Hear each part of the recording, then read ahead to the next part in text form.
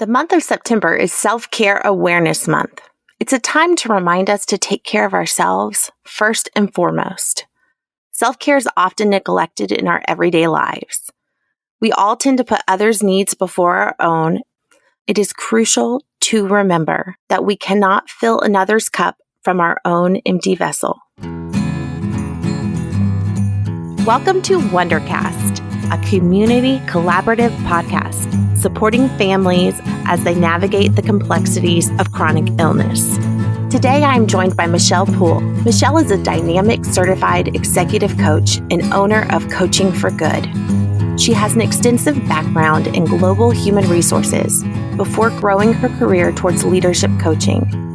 She is passionate about reinvigorating the hearts and minds of those she works with. She's a professional certified coach through International Coach Federation, a certified professional coactive coach, and she's a certified Dare to Lead Facilitator. I am so excited to have her expertise on self-care for our podcast today. Meet Michelle. Hey, well, I just want to say, number one, thank you for having me.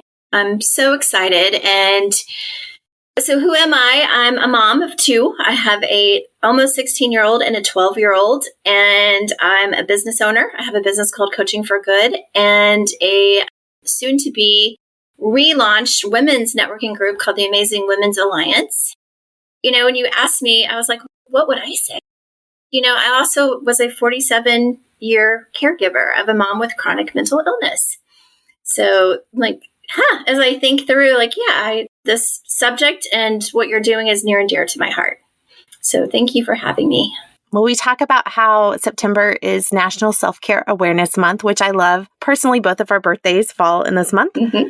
And what a perfect month for self-care, because I feel like we both are big believers in that and how important it is.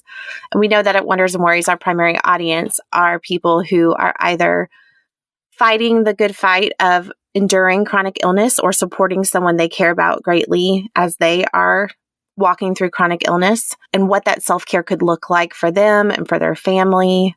Maybe somebody listening to this is a nurse or a social worker or a child life specialist, or perhaps a school personnel that is supporting a family as they are facing chronic illness and all that that entails. And we know how that affects the entire family system.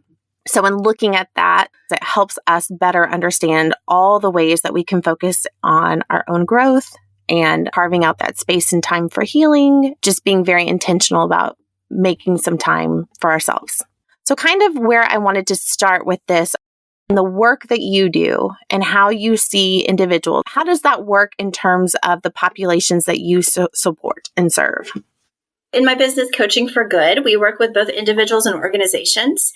And while we call it leadership development, I always tell people it's all life coaching, because you come in and whether people are talking about what they're struggling with as a leader in an organization or in their career, it's always about their personal leadership. You know, one of the fundamental things I learned for myself when I first went through coach training after being in human resources for about 18 years was, it's not all about the doing, it's about the being. You know, people are always like, I want you to tell me what I need to do and how to get better and why I'm feeling so frustrated or burned out or stuck. And, you know, this is where we introduce, well, there's a being part of it. The being part of it, a big part of it is how are you, number one, how aware are you of where you're operating from? There's this great video that I'll probably share later when you ask me for some tools, but it's a 3-minute video, and it talks about, are you operating from above or below the line? And where we want to be is above the line, where we're operating as our best self. We're, in alignment, we're energized, we're feeling good, and we're able to help people. But where we often are, and the people that come to me are below the line. Are we tired, burned out, resentful, giving it all away? You know, when you think about caregivers and the roles that we have to play, just operating on overdrive, not taking care of ourselves. And so that's where it comes into the conversation. Well, let's talk about how you're taking care of yourself. So when you get to that point with somebody and you're talking about asking them how they take care of themselves, do you feel like the individuals you're working with or the groups you're working with, they are hesitant to dive into that? Or do you feel like initially people approach that with, well, I think I'm doing fine, or I'm doing well? I'm going to go out on a limb and say almost 100% of the time, people go, well, why are we talking about that? Like, I'm doing okay. This isn't about me. I have people to take care of. I don't have time. I, fill in the blank. I don't need help. I got this all myself. That's always where we start. And do you think that's protective? Is that coming from a place of pride, or is it more of a place of fear from your coaching background, do you think? I think it's coming from an unconscious place of needing to. It's survival and just not recognizing it, not recognizing the story that they're telling themselves. Like, I don't have time. It's not okay. It's not about me. I just need to get through. I need to get this, do what I need to do to take care of everybody else. And not recognizing that you can only do that for so long until you crash and burn. And then you're kind of not able to help anybody. When I work with people in organizations and leaders, we actually have an assessment called the Leadership Circle Profile that I do with people. And I love it. It's a circle. And so in a very basic, when you're operating above the line, it's statistically correlated with effective leadership. But really, it's consciousness. Are you operating from a conscious place that is statistically correlated with effective leadership organizations? But really, it's about humanity. And the top half of the graph is operating from a place of purpose, and the bottom place is operating from a place of safety. And so, oftentimes people are like, yeah, I'm fine. I'm getting things done. And then their profile shows up, and it shows up, you send out and you have other people answer questions about yourself. And it comes back, where you're operating from. And usually those people that are like, yeah, no, I'm good. I'm fine. I don't need help. Well, here's the data in black and white that shows that you are in overdrive, that you're doing everything that yourself, that you're being a perfectionist. And so how are you sleeping at night? How's your health? When was the last time that you went to the doctor? When was the last time you bit somebody's head off because you didn't have enough emotional energy to deal with the situation? And so that's what shifts the conversation, bringing that into awareness. One of my favorite quotes that I use all the time in conjunction with that assessment is that awareness leads to choice, and choice to change, and change to transformation. I love that. I do too, because it kind of gets to the bottom of it. And, once we identify and make people aware, okay, why are you so exhausted, not showing up how you want to show up, not in alignment with your values, not able to be present with that person that you're taking care of like you want to, and then you go home and beat yourself up, or you fill in the blank. Then the question I always ask people, the coaching question, well, what's at stake if you don't make self-care, balance a priority? That's a hard and humbling thing to answer.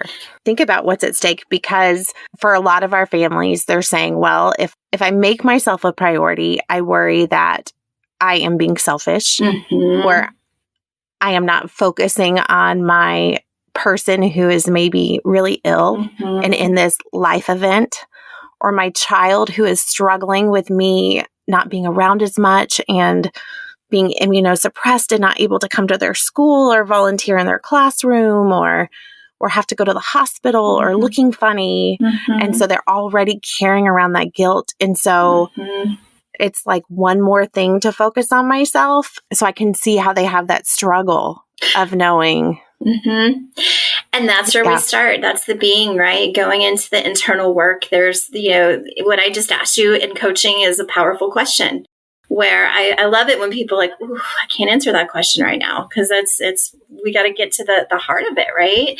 But when you really think about it, well, what's at stake?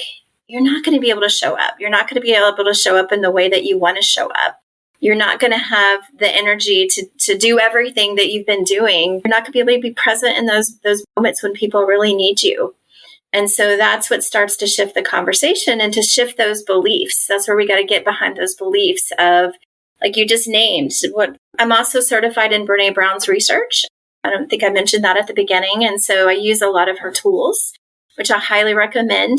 And one of them is just to become aware of the story that you're telling yourself. Well, the story that I'm telling myself is it's selfish if I take care of myself. Who am I to be doing this? If I don't go to that person's aid as soon as they call me, then they're going to think I don't care. Fill in the blank, whatever it is. And what happens is when we're operating from that place, it's like a self-fulfilling prophecy. We don't show up how we want to show up anyway. And then we beat ourselves up, and then it becomes a vicious, what, Brene Brown talks in her research, a shame spiral. And I feel like shame is probably one of the largest foundations that we see when you're asking somebody supporting someone with chronic illness to make some time for themselves. Mm-hmm. Yeah. And I can relate to that. Like I said, growing up, taking care of a mom who was chronically mentally ill, I was wired not to put myself first. And again, I didn't consciously ask myself this question when I became her power of attorney at 23, but what's at stake if you don't? And I always tell people, and it's kind of a joke, but kind of not. One of the people that I think is the wisest in the world said, if we don't fill up our own cup first, then no one can drink from it, because no one can drink from an empty cup. And that wise person was Oprah. And I absolutely love her. But it's true. And so, it just comes down to that.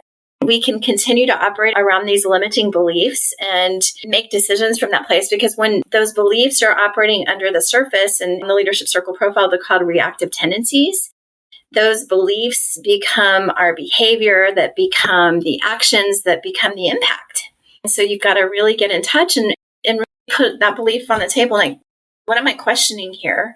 Or what am I telling myself? Well, I'm telling myself to put myself first, is selfish, is not okay because this person okay. Well, then what's going to happen if I don't? What's at stake if I don't? So when you get somebody to finally start to see, okay, I do need to make this a priority, then what does the next step look like? Once you get somebody on board with hearing, okay, I do need to make this a priority. I see this as the value. I can't pour from an empty cup. Then what is the next step from taking it from an understanding to an actual doing? Like, what does that reset look like? So what I do is, number one, taking them through that exercise of where are you now? Where are you operating from? What's that story? What are those beliefs? How's it working for you?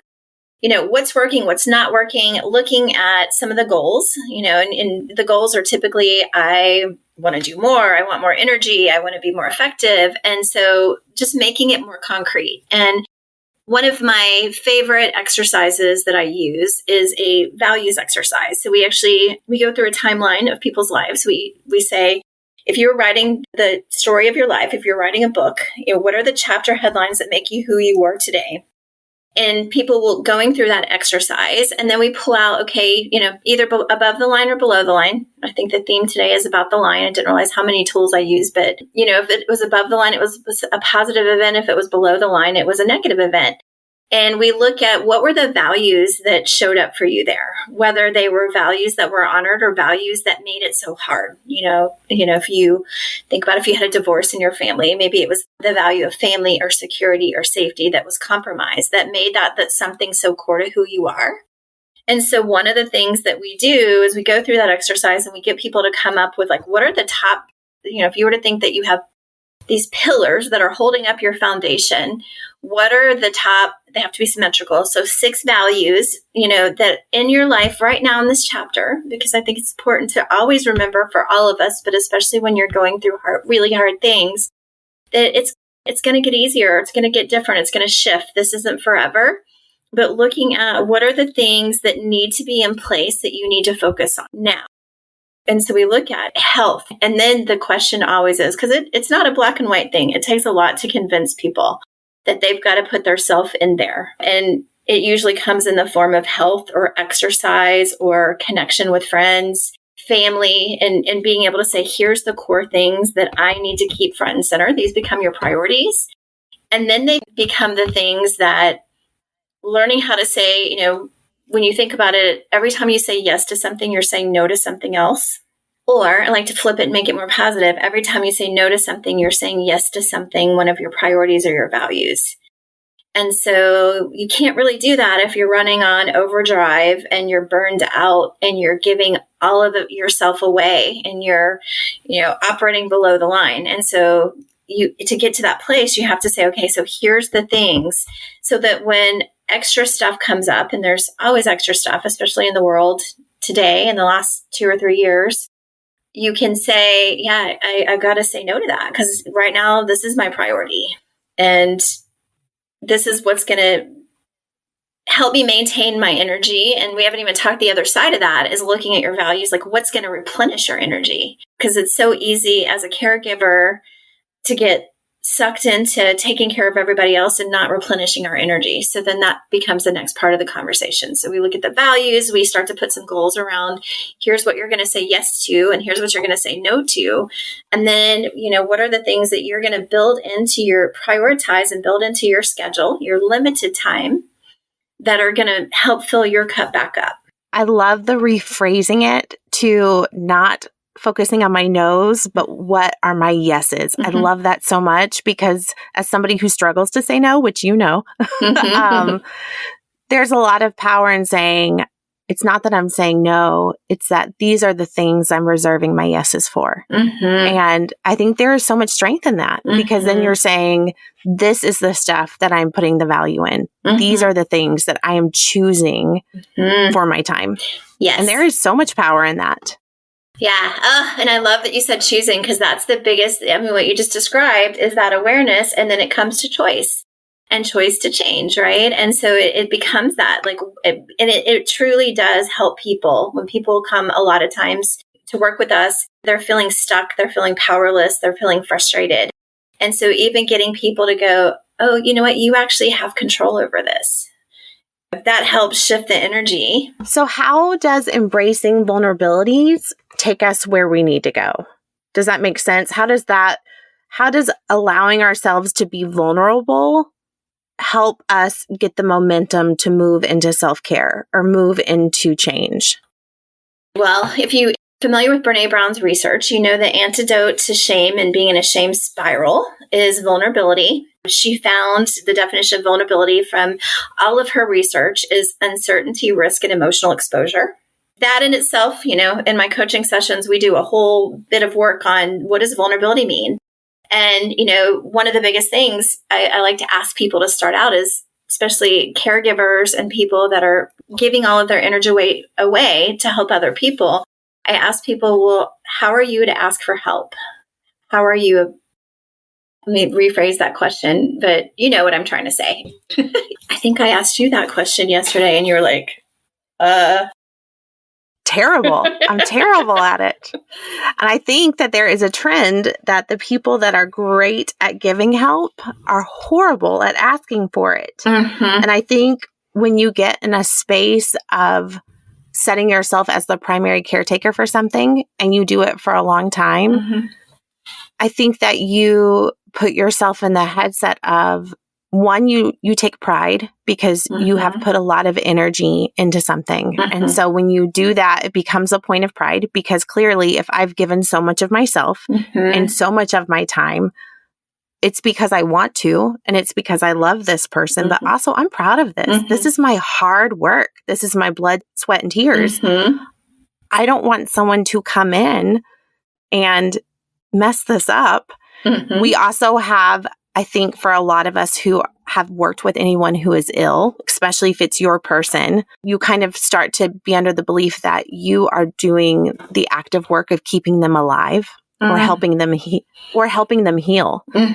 And so there comes that added layer of if I were to pull back or to delegate somebody else to step in my place for a while, what would happen to my person? What if they didn't do it as well? Or what if they maybe messed up or did the medications wrong or my person was exposed to something else and became ill? Then it would be my fault. So I think there's allowing ourselves maybe to become vulnerable and vocalize that even might help us to be able to work through some of those untrue things, right? Is that what you see? Yeah. Oh, absolutely. And I think everything you just described is vulnerability, right? And what you described is the resistance against being vulnerable, uncertainty, risk, and emotional exposure.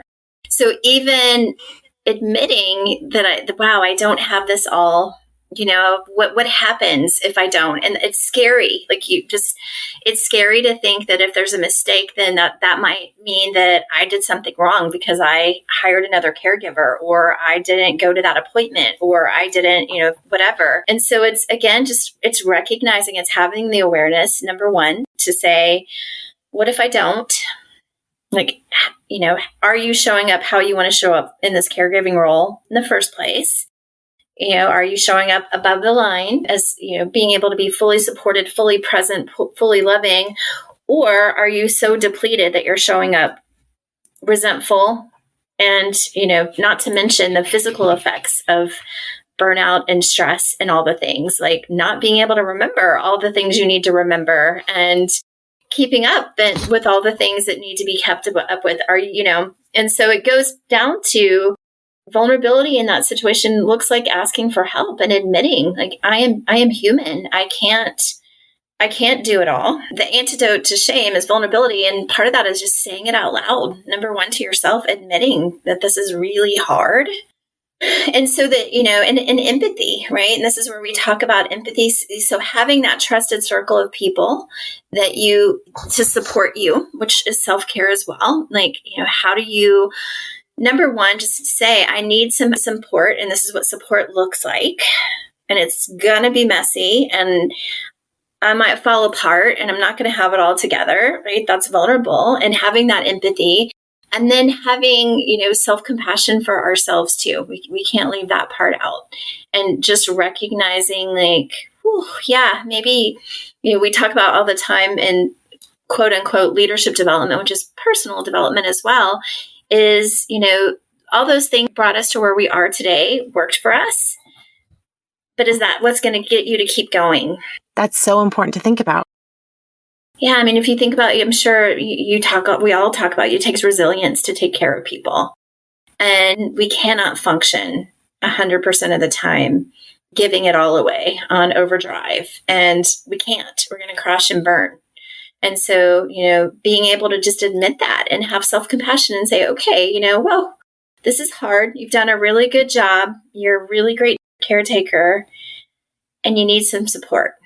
And it's okay not to be okay 100% of the time. So in terms of tools, you talk about, you have so many tools. I feel like you could do an entire podcast on tools. And you have a podcast that you are launching and that you've been working on, and I can't wait for you to share about that too here soon. For today, do you have any specific tools that you would like to share about or walk through a tool with us? Well, so the video I mentioned that I'll send you the link if you want to put it in the podcast notes. It's actually called, I think, Above or Below the Line. It's by a group called the Conscious Leadership Group. I highly recommend that because, all these things we talk about, they're in our heads and they're often unconscious, and it's a concept. And then that video helps people to go, oh yeah, now I understand what that means. So there's that video. I also have the values exercise, but even just like I walked through that really quick, but just taking a few moments to say, okay, what are the key things that are important in my life? I have a great quick story. So this values exercise, and ironically enough, and I'm gonna say this in a way so to keep the confidentiality of my client, but this is a client that I had years ago, and she was actually an ICU nurse, and she came in and she was like, I'm just so burned out. I don't have time for myself. I don't have time for my child, kind of what we're talking about. And she's like, I need to change my career. So she came in for career coaching. And so I'm like, okay. And so one of the things that I always start with is let's get you in touch with your values. So as we start to make decisions, as you start to look at, what other careers, what you want your life to look like, we can start to use that to make a decision. And so she did a values exercise, and, that was her homework. She came back and she said, okay, here's my values. And my values are, I'm going to make it up, but it was like high earnings, esteem, continuing education, promotion, those were the themes in what she said. And so then it was like, well, that's interesting because that's not really in alignment with the conversations that we had about where you are right now, how you're feeling, where you want to operate. So her homework was to go back and do the values exercise again, thinking about that. And I'm not even kidding. She came back and she said, well, I quit my job and we're going to move to Hawaii for 2 years. And I'm going to become a consultant and just focus on this one area of where I want to do some research. And it was crazy. But she said, what I realized when I went back and looked at my values, like those values that I have been operating from and trying to hold myself to were my values 15 years ago when I started my career.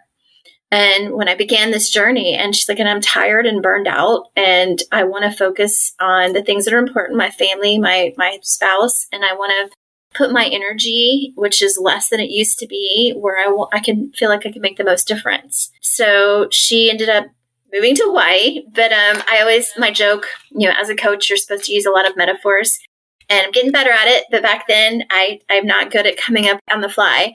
But so I always ask my coaching clients, like, give me a metaphor for that. And so her metaphor was, and I use this all the time, thanks to her. She's like, wow, my values are like the lights on my runway.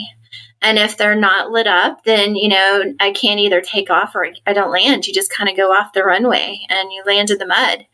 And you need to keep those front and center as you're making decisions. And so that's a tool that I would offer for people. You can Google, you can find all kinds of values exercises, or you can just sit down and say, okay, what are the non-negotiables in my life that if they were not honored, that this is when things when you go off into the mud, you go off the runway. And oftentimes, and this is where I gently have to steer people back, remember, where are you in that? Because if you're not in that, then you're not going to be able to take care of anybody or anything. But usually your values are the things that give you energy. So that's another exercise we talk about, like just making a list. Where do you get your energy from? And what is a detractor of your energy? I can think about all the things that empower me, but then it's hard to think about the things that suck my energy, because sometimes they're the things that used to empower me. Mm-hmm. But just because of the way that life has shaped, now they're a little bit of an energy suck. Yeah. And it's what we talk about. It's not good or bad. And this is where we have to let go of our inner critic. We all have an inner critic in our head. That's the one who's, telling us not to take time for ourselves, do all those things. So another exercise we do is we have people get in touch with their inner critic, where we literally have them draw out a picture of what their inner critic looks like and the messages that you're getting when you're trying to prioritize yourself and take care of yourself. And then we give it a name, and then we say, okay, how do you skillfully work with your inner critic? They're never going to go away, but how do we put them over there? I had a client who was French, who his inner critic became a French mime, and that mime would show up. He's an engineer and a photographer. So when he was trying to be creative, the engineer would show up and be like, it's got to be perfect, right? Which would get in the way of his creativity. And so, so what he was able to do is identify, like that stupid guy that's trying to be funny is here again. I see you, but I'm not laughing. You need to go stand in the corner while I get my stuff done. That's what you do, is you start to just identify those messages, but not believe them or operate from that place. And one of the biggest things that we do that we haven't talked about is we start with, what's the one big thing that you want to shift? Like what's, whether it be the one big thing that you want to make an impact on, the purpose that you have, that how you want to be different. And we start there and we talk about, what's getting in the way of that. And then how do you consciously choose? And then you start to shift your behavior. And so, and how you do that is looking at your values and then taking those values. We talk about turning the values from insight into action. Like literally, okay, how do you put those into your calendar? Go, in my calendar, I have that I go to boot camp 3 times a week. It's blocked off, from 9 to 11, Monday and Wednesday and Friday. And I don't go. I try to go once a week or twice. But it's there front and center for me to remember that that's a priority, because, when you don't, then we don't do that. Another tool that I've been offering a lot, and is Brene Brown's podcast. She interviews, incredible thought leaders and authors. But one of them I've been recommending, it seems like in the last couple of weeks, to every client that I work with. And it's by 2 women who wrote Burnout, Burnout, Burnout. And the biggest thing in there that she talks about, one of the biggest concepts from this podcast that I recommend is how do we physiologically complete the stress cycle? Because our bodies carry stress. right? It's not only what we're telling ourselves and the thoughts and beliefs, but it's also how we're physically dealing with the stress cycle. And so, what they found from their research is we have stressors that we can't control, right? And then those stressors become stress in our bodies. And what we physiologically need to do is some way of releasing that stress. And what we don't know when we're not conscious is we do it unconsciously by trying to numb that stress, which could look like drinking wine at night, social media, keeping ourselves really busy, fill in the blank. But what it looks like to complete the stress cycle is to figure out what you need to do, whether it be and they actually listed 5 things that research shows completes the stress cycle. So either physical activity, doing something creative, where you're shifting the parts of your brain that you're using, laughing, like full on belly laughing, crying, like letting yourself just process and release the emotion, physical affections. So hugging somebody or something, dogs count. I'm sitting here with my golden retriever on my feet for at least 30 seconds, taking some deep breaths, like really sitting. And there's something called box breathing where, breathing in for, and this, I see you nodding your head. I love it. Yeah. Literally taking 4 deep breaths, holding it in, and then breathing out 4 times.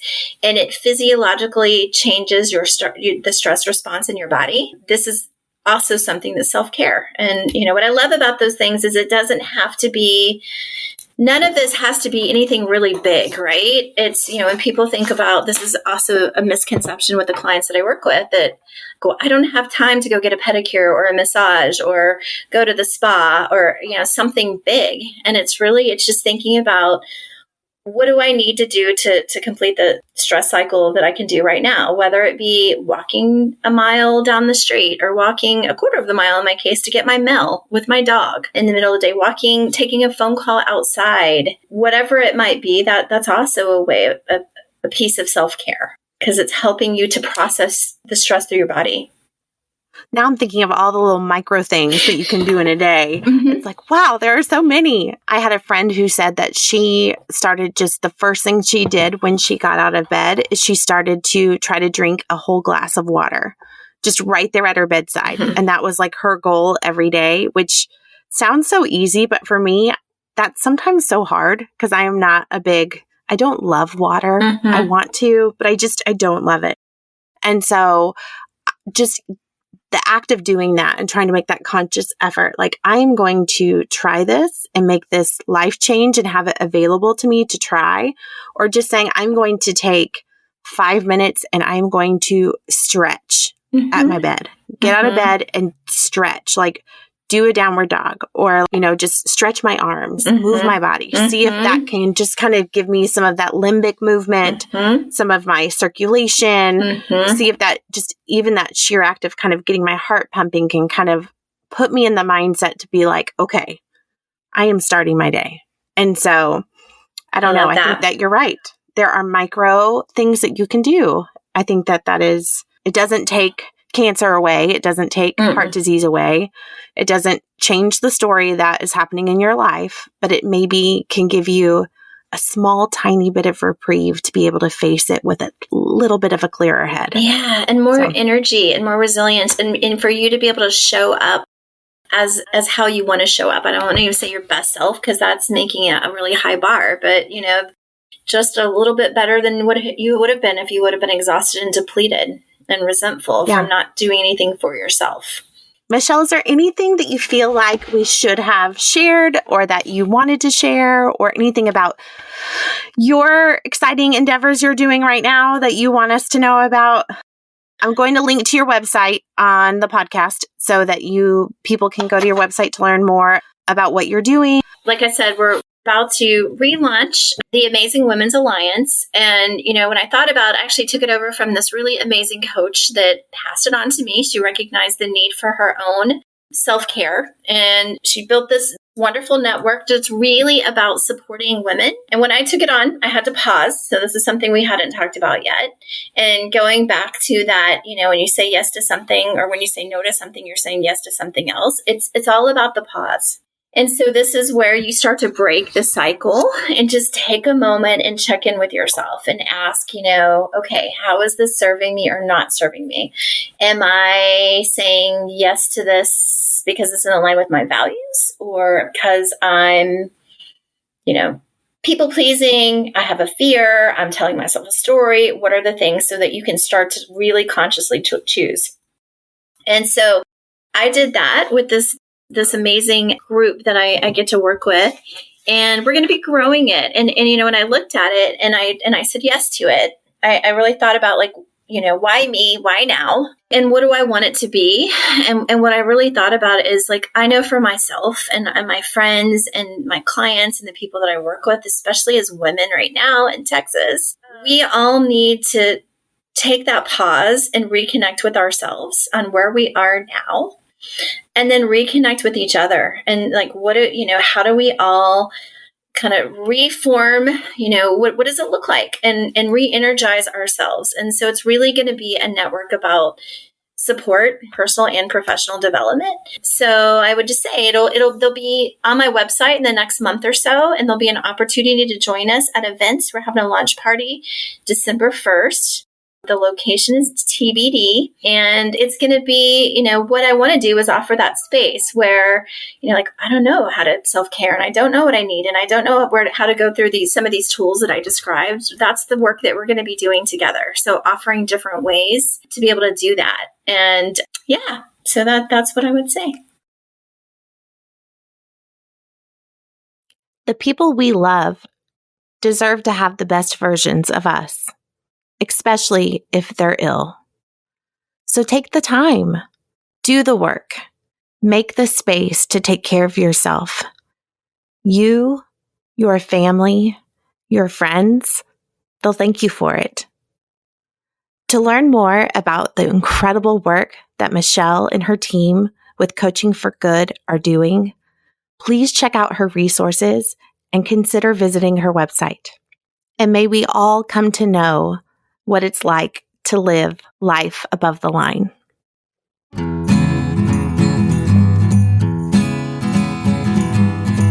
Thank you so much for tuning into our podcast today. Please continue to check back as our content is ever evolving. For any recommendations or topics you would like to see covered, please feel free to send an email to podcast@wondersandworries.org.